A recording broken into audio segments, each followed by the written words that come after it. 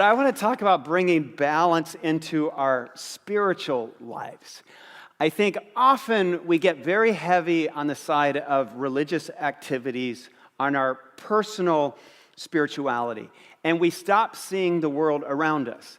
As you read the pages of the Bible, going all the way back to the Old Testament writers, God speaks to them trying to remind us to bring balance back in our lives. So I want to start with an Old Testament, and we'll be in this passage all morning, Isaiah 58. So you can open there with me. For the first time I read it, right now I'm going to read from the Message Bible. I'll read it later from the NIV. So I'm going to start in verse 5. We read this. The kind of fasting you do won't get your prayers off the ground. Do you think this is the kind of fasting I'm after? A day to show off humility? To put on a pious long face and parade around in black? Do you call that fasting? A fast day that I, God, would like is this. The kind of fast day I'm after is to break the chains of injustice, to get rid of exploitation in the workplace, to free the oppressed, cancel debts. What I'm interested in seeing you do is sharing your food with the hungry, inviting the homeless poor into your homes, putting clothes on the shivering ill-clad. Do this, and the lights will turn on, and your lives will turn around at once, and your righteousness will pave the way. Do you see how God, speaking through Isaiah, is trying to bring balance back into our lives? Something is missing in the lives of the Hebrew people, and something has been missing in our lives. This series is about spiritual formation. For the next month, we want to talk about what it takes to grow and progress and to increasingly become more and more like Christ in our lives. That's what spiritual formation is about. And the truth is, oftentimes, as Christians, sometimes we wander from God. Sometimes we're far away from God. This series is about how to bring us back and keep us growing toward Him. I'll share a story that I got to hear on Thursday night, a week ago Thursday. I was on our way back from Liberia. I stopped in London for a couple of days, and I got to spend time with a number of pastors from the U.S. who were visiting the Alpha group. The Alpha does a 10-week teaching series for brand new Christians, people who are seeking Jesus Christ. And so when we went to the Alpha group at the Holy Trinity Church in Brompton, and their speaker that night, the first night of a 10-week series, is a fellow by the name of Charlie Mackesy. Charlie Mackesy is an artist. He looks like an artist, and they invited him to tell his own Alpha story, his own coming back to God story. Here's a picture of Charlie, just so you can picture who I'm talking about as he shares. You can see that he looks like, and he's a phenomenal artist. So he gets up, and first he says, well, the first time he was invited to Alpha, he didn't know what he was being invited to. It's meeting at a church, but a friend invited him to come who he trusted. He said the first thing he noticed was a sea of white teeth, everybody smiling when he got there. And then they offered him food, and he said, I was thinking the food must be drugged. Everybody's so happy here. Everybody's smiling so much. He said then about 15 minutes into the teaching time, his friends from a pub down the street were texting him, Charlie, get down here. So he snuck out the back door and he left. And he said he got to the pub and his friends said, Charlie, where have you been? You're supposed to be here. And he says, oh, I was at some kind of religious thing. It was all very religious. And one of them said, well, Charlie, what is it? Were they playing a guitar there? And Charlie said, yes, there were guitars. And the friend said, then it's definitely a cult. If they had guitars, it was a cult.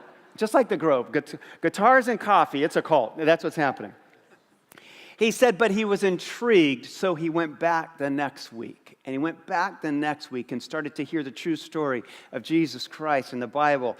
And somewhere during this 10-week period during Alpha, he was also invited to a wedding.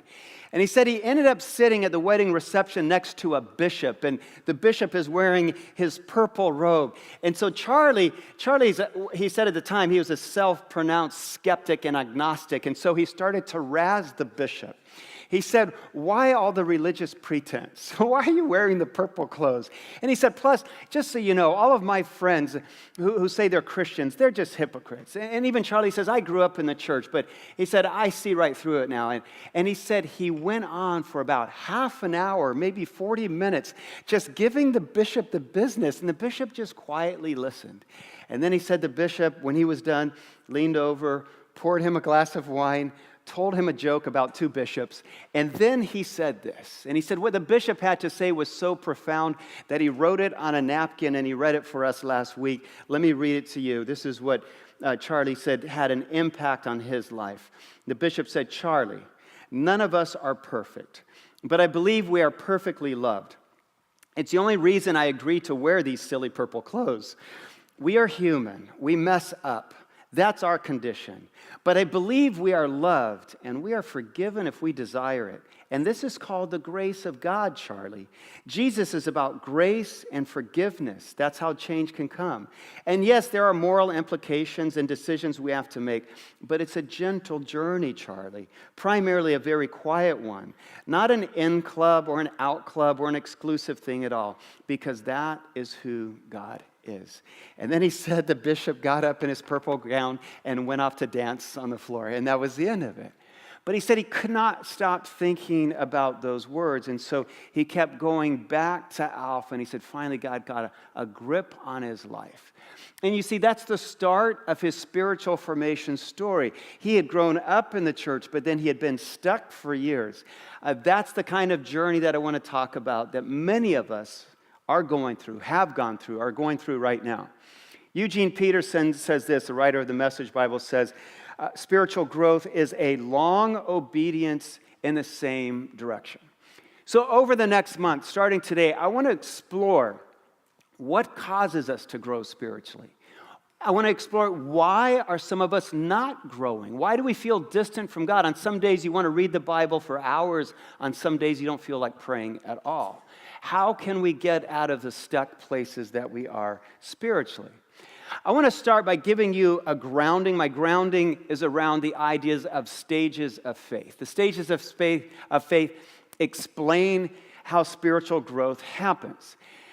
If you're wondering, well, what is spiritual formation? I'll try to describe it like this. Spiritual formation is about what happens on the inside of you. You are a spiritual being. You live in a physical body, but you have a soul that's alive. And that soul can either remain dormant or it can grow. The trouble is, in order for our soul to grow and expand and mature, we have to pay attention to it. But the trouble is, people don't see our soul. We know God might, we know that God can, but we know that people see the outside you. So we spend the bulk of our time and our energy taking care of the outside of you, the physical you. That's where our resources go. That's where our time is spent, because people at work see you, people at church see you, your neighbors see you. And so our soul, we can end up neglecting our soul, and it doesn't grow much at all. And the soul can actually begin to atrophy. This series is about how to cause that soul to grow and expand and mature. If you want to write down a definition for spiritual formation, I have it like this. Spiritual formation is the process of being shaped and formed more and more into the image of Christ. Every day, whether you are aware of it or not, your soul is being shaped and formed. With every conversation, every interaction, every place that you go, everything that you do, you are either one of two ways, doing two things. You are either becoming more and more like Christ, or you're becoming less and less like Christ.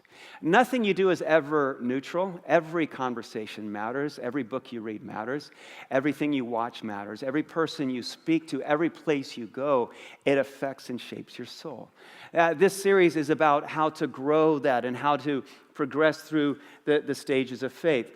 So I'm using this language, stages of faith. When I was at Trinity in Chicago working on my PhD, we read a lot of James Fowler. James Fowler is considered by many the leading thinker, one of the leading thinkers on spiritual formation.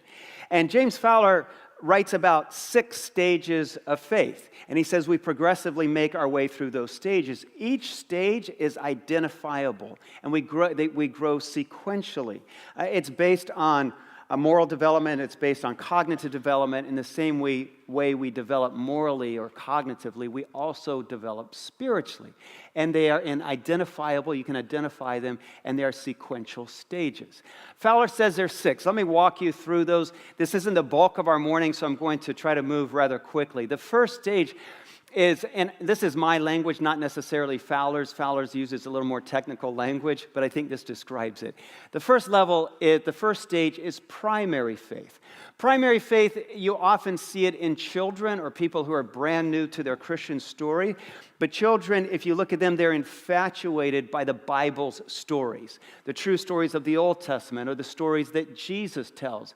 If you ask a child about their faith, they'll usually tell you a story. For example, this one true story I'm told, there's a third grade girl in class, and her teacher is teaching about whales, and the teacher says, "Is there anyone here who knows anything about whales?" And so she starts waving her hand, and the teacher calls on her, and she says, "Yes, I learned in Sunday school about Jonah. The Bible says that a whale swallowed Jonah, and he lived in Jonah for 3 days, and then it spit him out on a beach."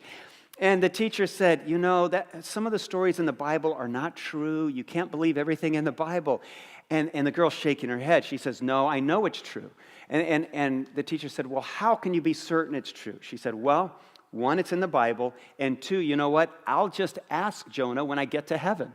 And so the teacher kind of laughed and said, "That's fine, but what if Jonah's not in heaven? What if Jonah is in that other place down there where it's hot and there's fire, the devil hockey sticks place? What if he's there?" Then the girl said, "Well, then you can ask him."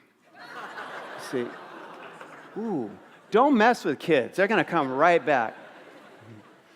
The thing is, if you ask a child about the Jonah story, they'll tell you about the story just on the surface. But there's a story behind the story. What maybe a child won't understand is that the Jonah story is about grace and reconciliation, about a city coming to God. I just had the privilege also while I was in London, we got to go up to Scotland, and I spent a day with a theologian with about a dozen other pastors. His name is N.T. Wright. Some consider N.T. Wright the leading New Testament scholar in the world. And so we're asking him all kinds of questions. And I started to ask him about some of the things that Jesus said. So he said this, and I wrote down a lot, but I wrote down this. He says this. He says, "There's a story under the story. There's a narrative behind the text, hiding, waiting to be uncovered. That's what makes studying the Bible so exciting and so dangerous." Do you see what he's saying? There's a story behind the story. And so primary faith is good, but that's just a surface understanding of what the Bible is about, of what God is about. Here's a second stage of faith is described as literal faith. This is a logical understanding of what the Bible says. But again, it's just at the surface level. The Jewish people, for example, became so enamored with the rules and the regulations of the Bible that began to drive their faith. They even created 2 thick volumes called the Talmud. And the Talmud just has thousands of regulations for how to eat, what to do or not do on the Sabbath, how to dress, how to farm. And they wore each other out. Maybe you grew up in a church that was all the church was about, was the rules or the regulations of the Bible. The churches I grew up in, for example, one of the things we couldn't do was play any sports on Sunday. And I would say, "Someone please show me where in the Bible it says we can't play baseball on Sunday." And people would get angry. And it doesn't say that, but we couldn't throw Now, we could watch the NFL on Sunday. Something spiritual was happening, and everybody knew that. But we couldn't play soccer in the backyard or throw the baseball. And sometimes whole churches get stuck, and we become legalistic and stuck in tradition. A third level of faith, or the third stage of faith, is relational faith. This is when our faith is strongly tied to relationships. This is good and necessary. You'll often see it in teenagers and high schoolers. High schoolers usually are involved in a high school ministry because they have friends there, or because they have a great relationship with their youth pastor and they love their youth pastor. If you ask a high schooler, "Why are you going to the retreat?" they won't say, "Well, because of who the speaker is or what the theme is." They'll say, "Because my friends are going." And there are a lot of people that follow God because of relationships. That's why we love life groups. And that's good and that's necessary. But it's not the pinnacle. It's not the peak of our spiritual formation. The next stage is described as the passion stage. Maybe this is where you are. Many times at the age 21, 22, 23 years old, or 19, People leave home. We go to college. We move out of our parents' house.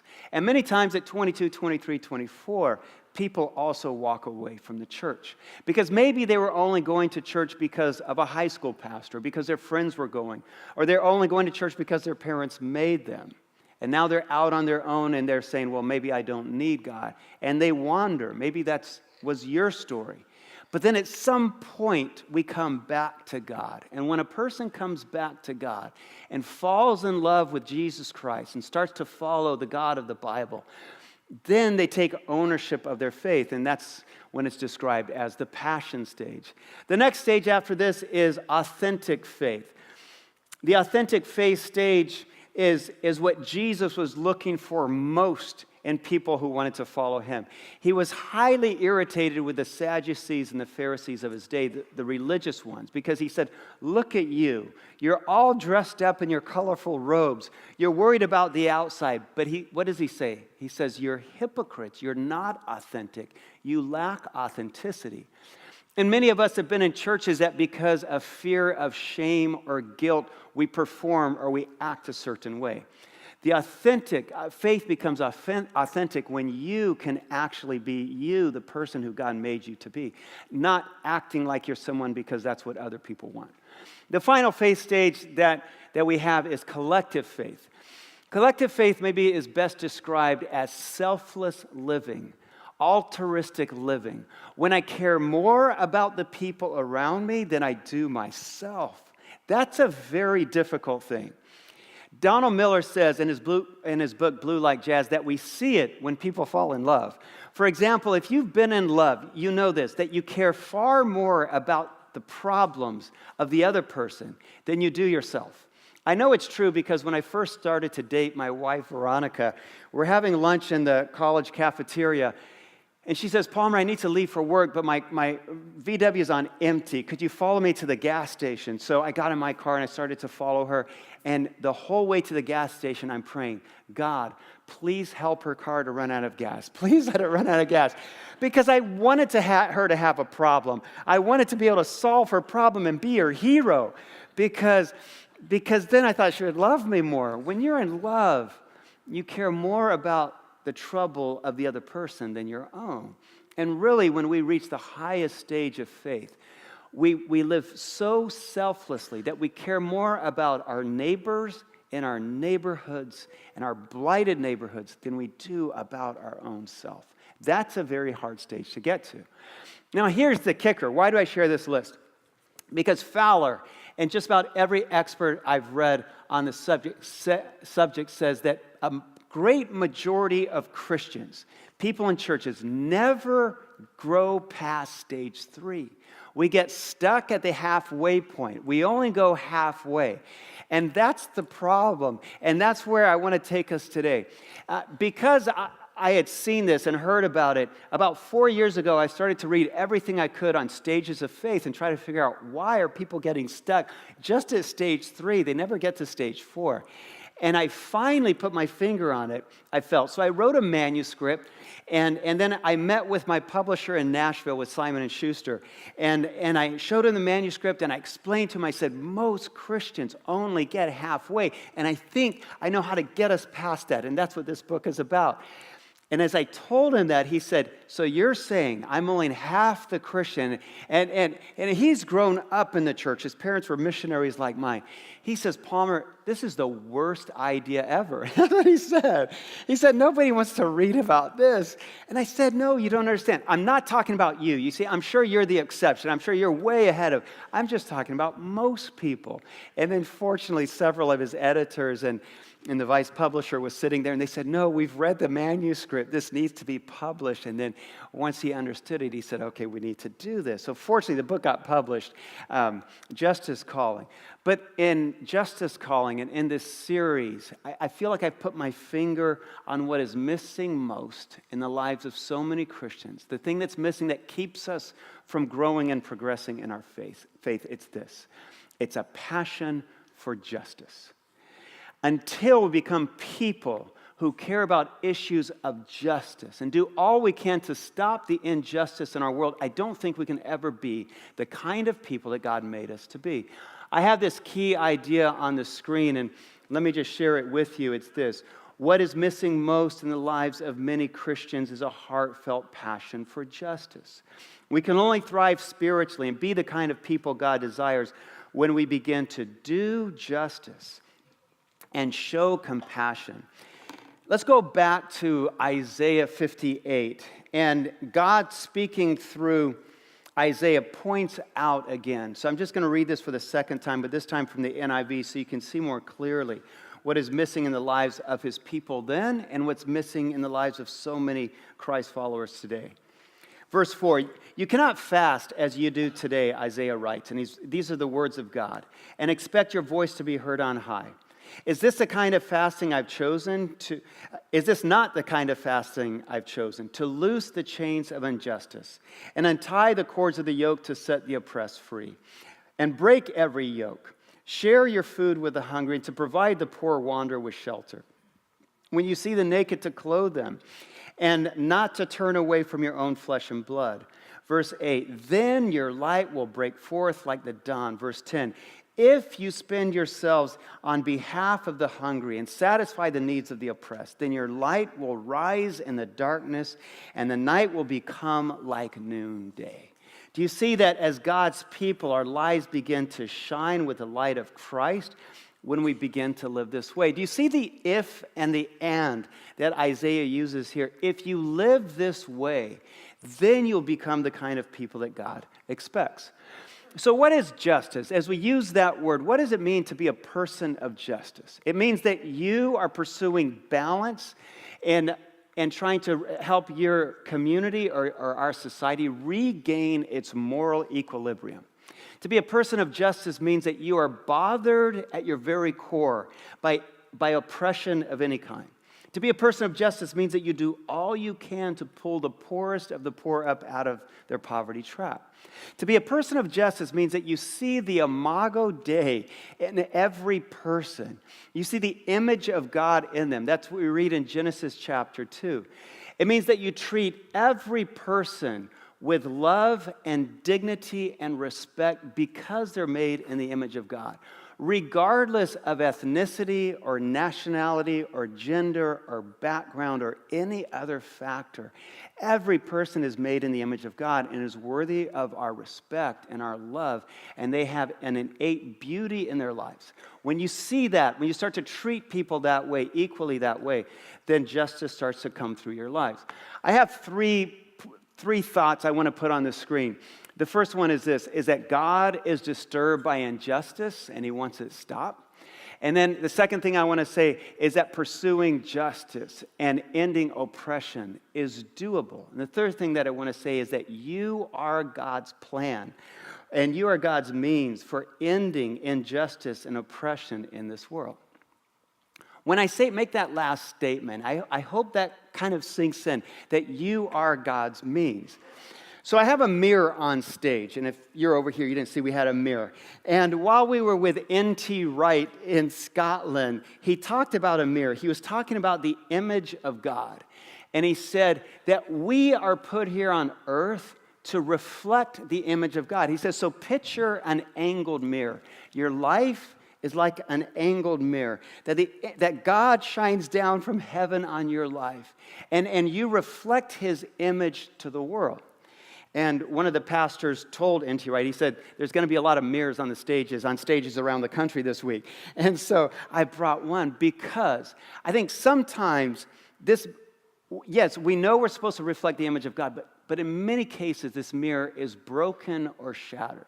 Have you ever tried to look at yourself in a broken mirror, and a mirror that has some cracks in it? You just see bits and pieces of yourself. You don't see the whole image. And I think many of us have been in church for years, and we're reflecting God, but not the whole image of God. The mirror has been cracked or shattered, and it's an incomplete picture.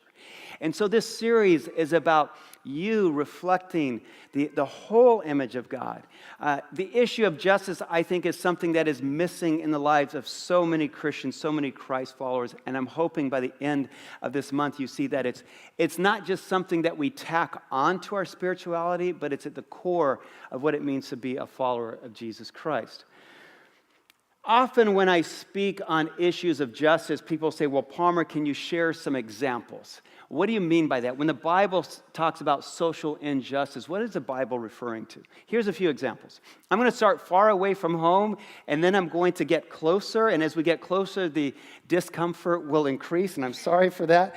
But here's a few examples. I have a chapter on women in Justice Calling.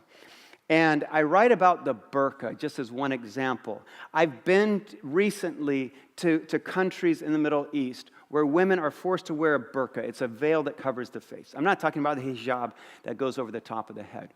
I think if there's a place in this world where women are forced to cover their faces, that's unjust. That's an oppression that we need to be a voice to end. Here's another example. I've been to Thailand with Paul Gunther, and some of you have been to Thailand with Paul. And when you walk down the streets of Pattaya or Bangkok, you see in the karaoke bars that there are young women, maybe even children that are for sale. If there's a place in this world, sometimes it happens in Phoenix, but if there's a place in this world where women and children are being sold, then that's injustice, and we need to do all we can to stop that. I was sitting at a dinner in Malawi years ago when I lived there, and I'm having a conversation with a guy across the table who owned a tobacco farm, and somehow we got on the subject of wages, and he said he paid his workers 100 kwaches a day. And I said, you pay 100 kwaches? Now, that may sound like a lot to you, but at the time, the exchange rate was 100 kwaches equaled 35 cents. I said, how can you pay a grown man? And I'm sorry, I was a little blunt with him. 35 cents for a day's wages. He says, well, and in his defense, he says, well, that's the government minimum wage. And you see, the government had not changed their laws quickly enough to catch up with inflation. It's an example of how just because we can do something doesn't mean we should.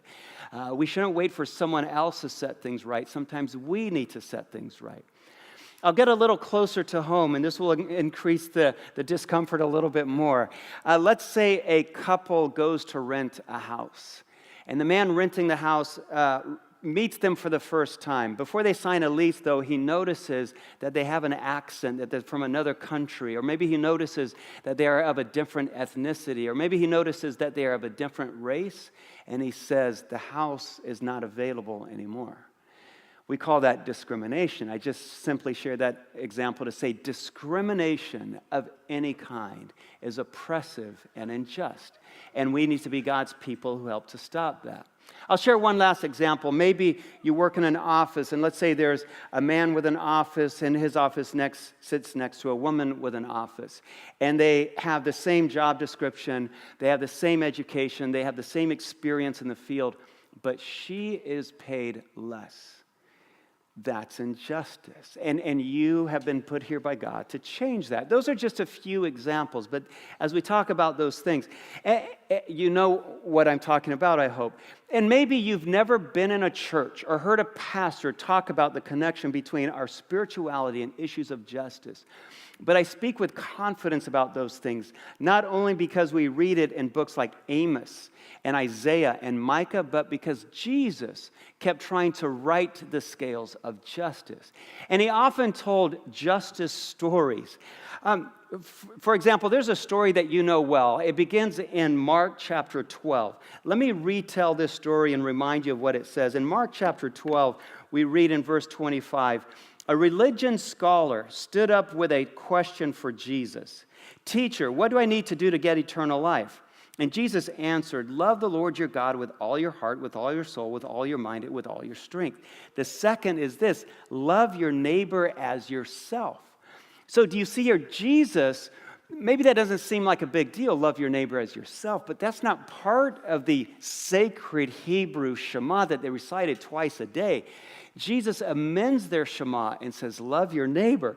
So we keep reading, and the man says, looking for a loophole, verse 29, he asked Jesus, and just who would you define as my neighbor? So Jesus tells a neighbor story. We read the neighbor story in Luke chapter 10. Now, just a superficial reading of the story, you'll go, a child would say, we call it the story of the Good Samaritan. And a child might say, well, the story is about being nice to people who are hurt on the side of the road. But that's just at the surface. We can miss that the Samaritan was the despised immigrant who was of mixed race. One parent would be Jewish, the other would be Canaanite. But he's the righteous hero in the story. And then there's another story behind the story. Maybe the story is most about the priest and the Levite who we read walk around the man on the other side. We call this the story of the Good Samaritan. I have a new name for it. I call it the story of bad religion. Because maybe that's what it is. Because you have the priest who's on his way to the temple. And he walks around, and the priest is like the modern day pastor. That's what I do. And he ignores the man. And then we read the Levite. The Levite literally grows up in the temple, taking care of the temple. The Levite is like the Christian who's never missed a day of Sunday school as a kid, had gold stars straight across, joined Awana, wore the red vest, had all the badges. That's some of you here. Now they lead a life group and they hand out bulletins on Sunday morning. And Jesus says that person walked around on the other side. Do you see what Jesus is saying? He's saying that kind of religion that ignores the desperate ones on your way to worship God is kind of messed up. And Jesus draws this straight line from our spirituality to issues of justice. Because the question starts with, how do I have eternal life? And Jesus tells a justice story. I'll end with this thought, and then we're done. That when you start to live this way, when you start to care about issues of justice, when you start to show compassion, the experience changes us. There are things that when you experience it in life, you try to explain it to someone, and it just doesn't work. So let me give you the example of a movie. Name your favorite movie this summer. Do we have one? Star Wars. Star Wars, not Revenge of the Sith. Star Wars, A Force Awakens. All right. Last night I had to work with Deadpool. Okay, it was tough going with Deadpool. But let's say you go with Star Wars and it's motivated you and it's inspired you to live differently. And a friend who hasn't seen it says, what was Star Wars, The Force Awakens about? What was it like? And you try to explain it, but you have to be there, don't you? You have to hear the sounds. You have to see the scenes. You can't do it justice with words. The experience of being there, it changes us. I was just in Liberia with about 18 people from the Grove. We're on dirt bikes in the rainy season, going through swamps, going through rivers. We get to villages to share shoes. In one village, the people break out a drum. They start doing a shoe dance. It's just crazy. Now, if someone who went, you said, how was the trip to Liberia? They'll have a few words. But unless you were there, you don't really know what it was like, because the experience of being there, it changes us. And what I'm pointing towards is I'm convinced there's an aspect of our spirituality, a part of our soul, that remains dormant, does not grow, does not flourish until we become people of justice. We become people who show compassion. That's why Jesus kept challenging us to live that way.